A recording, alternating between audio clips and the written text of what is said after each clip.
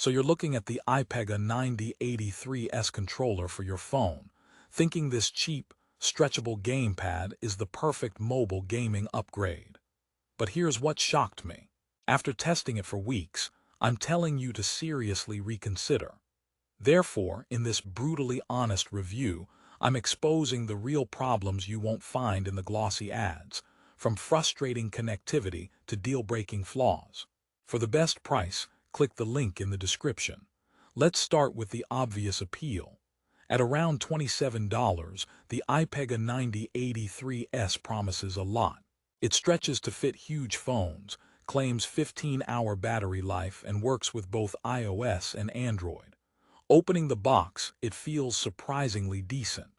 The plastic isn't premium, but it's not flimsy trash either. The buttons click, the joysticks have a smooth rotation, and that stretchable bridge mechanism works smoothly. You slot your phone in, it feels like a proper handheld console. For the first 5 minutes you think, wow, what a steal. But here's where the first joke lands. Using this controller is like trying to teach a cat to fetch. The concept is there, the enthusiasm might be there initially, but the execution is fundamentally confused. Therefore, the immediate problem is the bewildering startup. Remember that 4 modes bullet point. You have an Android mode, an Android v3 mode, an iOS mode, and a PC mode. Choosing wrong means your phone just stares at the controller like it's speaking a foreign language. I spent 15 minutes just trying to get my iPhone to recognize it, cycling through modes while tiny LEDs blinked at me in mocking Morse code. And that leads to the core issue. Compatibility is a minefield. It says MFI for iOS, right? That implies Apple certification. Here's the twist. It's not true MFI. It uses a backdoor method that works with iOS 13 and above, but it's clunky. You don't just connect via Bluetooth. You have to go to a specific menu, trust a device profile. It feels sketchy. For Android, the nightmare deepens. If you have a phone with a MediaTek chip, forget it. It just won't work. That's a huge segment of budget phones eliminated immediately. Even with a compatible phone, you're often funneled into their Shooting Plus V3 app, a janky portal where you map controls for games that should just work. Which brings me to joke number 2.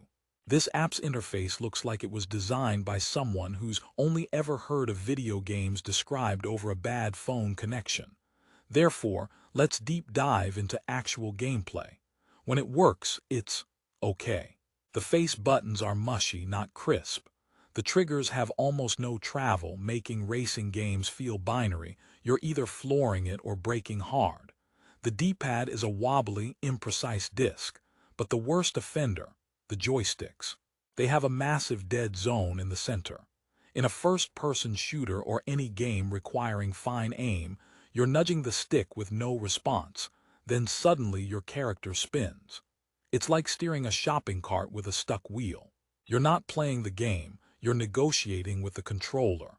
Now the battery life claim of 15 hours. I'd believe 8 to 10 under real use. And the 30-day standby. Maybe if you turn it off completely. But my biggest gripe isn't just the performance. It's the lag. In fast-paced games, there's a noticeable Bluetooth delay between your press and the on-screen action. In a platformer, you'll miss jumps. In a fighting game, you'll get comboed into oblivion. This isn't a minor quibble. It fundamentally breaks the experience for any serious gaming. You didn't buy a controller to have a disadvantage. So why does it have a 3.6-star rating on Amazon? Here's the contrarian snapback. People rate the idea, not the reality. The idea of a universal, stretchable controller for under $30 gets 5 stars.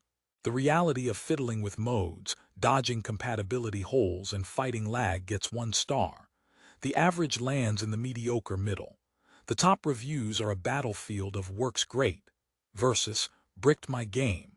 Which side you fall on depends entirely on your phone, your patience, and your game library. Joke 3. Reading those reviews is like watching 2 people describe the same elephant, but one's touching the tail and calling it a rope, and the other's getting stomped by a foot. Therefore, let's talk about the ergonomics. It looks comfortable, right? For short sessions, it's fine, but those handle grips are shallow. After an hour, your hands cramp because there's nothing substantial to hold onto. It's all designed around that stretching mechanism, sacrificing grip comfort. And while it stretches wide, it's not always stable with heavier phones. You get a slight wobble, a constant reminder of its budget nature. Is there anything good? Well, it's cheap. And if you only play slow, turn-based games where lag doesn't matter, it might suffice. The turbo button can be fun for some repetitive actions, but that's damning with faint praise. You don't buy a sports car to only use it for parallel parking practice. So, what's the resolution? Should you ever buy the iPega 9083S? Here's my final, blunt take. If your budget is absolute rock bottom $27 and you have a confirmed compatible phone, not media tech, and you only want it for casual, non-Twitch games like RPGs or old emulators, and you have the patience of a saint, maybe, but for everyone else the problems far outweigh the price. The connectivity hell, the input lag, the mushy controls, they add up to a frustrating experience that makes gaming a chore. Therefore, what should you do instead? Save up a little more. For $50, $60, you can get a used Xbox wireless controller or a PlayStation DualShock 4 and a phone clip. You get proven quality, perfect compatibility, and no lag. It's a night and day difference. Or, if you must have a stretchable design, research brands like Gamesir or Razer Kishi, though they cost more. You're investing in your hobby. Don't let a cheap controller ruin it. Joke 4. Buying the iPega 9083S to improve your gaming is like using a spaghetti strainer as a helmet. It fits on your head, technically, but it's not going to help when you need it most. Ultimately, the iPega 9083S is a lesson in getting what you pay for. It promises console-like gaming on your phone, but delivers a compromised, frustrating imitation. The curiosity loop I opened at the start. Here's the closure. The surprise wasn't a hidden gem. It was how many glaring flaws are packaged in such a promising shell. For mobile gaming, your controls are your connection to the game. Don't sever it with this controller.